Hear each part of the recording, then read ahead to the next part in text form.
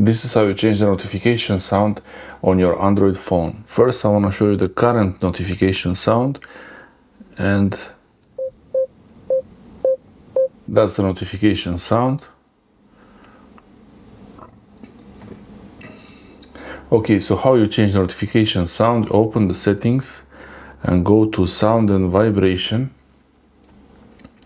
And here you have a lot of settings you could change, but what we're interested in now is the notification sound setting, that one.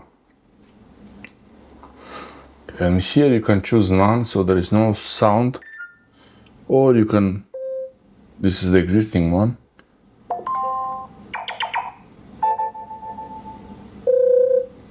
You have a lot of options.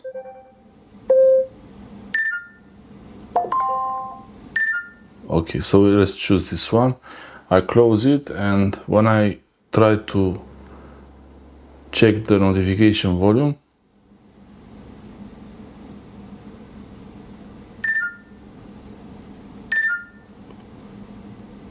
so you can also, you press the volume up or down, and then from here on the dots you can change the settings for the media volume, in-call volume, ring volume, notification volume, and alarm volume. Thanks for watching.